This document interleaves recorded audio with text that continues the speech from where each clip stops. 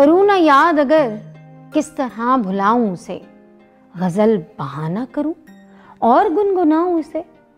مطلب یہ کہ شاعر اس شعر میں کہنا یہ چاہتا ہے کہ میں اسے یاد کرتا ہوں، اس لیے نہیں کہ وہ مجھے یاد آتا ہے، بلکہ اس لیے کہ میں اسے بھلانا چاہتا ہوں،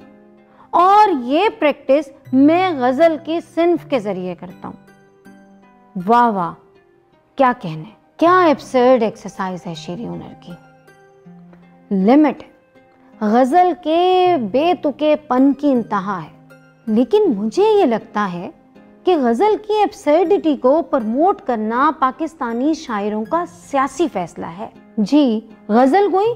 اور وہ بھی پاکستان میں، وہ بھی 2020 میں۔ یہ ایک سیاسی فیصلہ ہے کہ ہم غزل گویانے پاکستان معاہدہ کرتے ہیں یہاں کے دربار سے اور یہاں کے سرکار سے کہ ہم مسلط کرتے رہیں گے اس صنف کے جمالیاتی سسٹم کو یہاں کے نیٹو کے دماغوں پر، جو اصل میں ایرانی ہے، تورانی ہے، سلجوکی ہے، عربی ہے۔ سائیں بس مقدی مکوں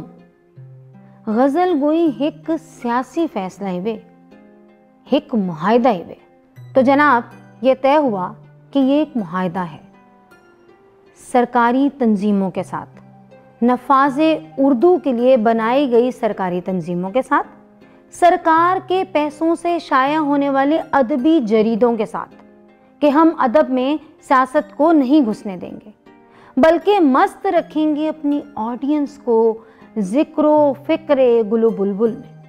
فرنگیوں اور مرہٹوں کے ہاتھوں ہزیمت اٹھانے والی اردو اشرافیہ کے نقلی ہجر اور پرتعیش وصال میں، جو دلی کے دربار سے شروع ہوا اور اسلام آباد کے سرکاری دربار میں آج بھی پاکستانی آرٹ کو اس جمالیاتی سسٹم سے نکلنے ہی نہیں دیتا جو نیٹو ہے ہی نہیں۔ غزل گوئی اصل میں دستبرداری کا اعلان ہے، اپنی زمین اور زمین سے جڑی سیاست سے، پرو پیپل سیاست سے۔ غزل کا طلاسمہ غلامی کا طلاسمہ ہے۔ غزل کے عروج و اوزان کی قید اسی محبوب کی قید ہے جس کے بارے میں نے شروع میں ہی کہا تھا، کروں نہ یاد اگر کس طرح بھلاؤں اسے۔ بالکل ہمارا غزل گو بھولنا ہی نہیں چاہتا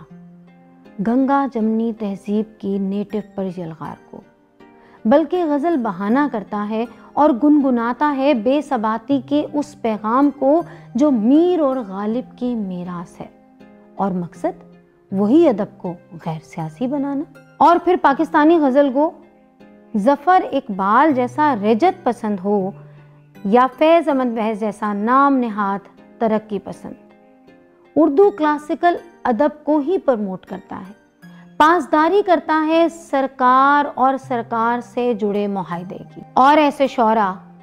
اور نقادوں کی منافقت کا عالم تو دیکھیے کہ وہ نیٹو ایکسپریشن، نیٹو آرٹ اور ادبی اصناف پر بات کرنے والوں کو کہتے ہیں کہ وہ اردو ادب میں پاکستانیت کے ایلیمنٹ سے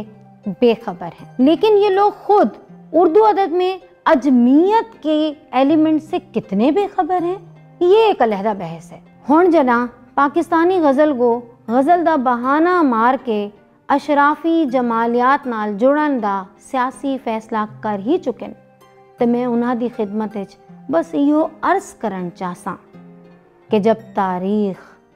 اپنے پرو پیپل اور پرو دربار ہونے کا فیصلہ سنائے گی تو آپ کا یہ بہانہ چلے گا نہیں۔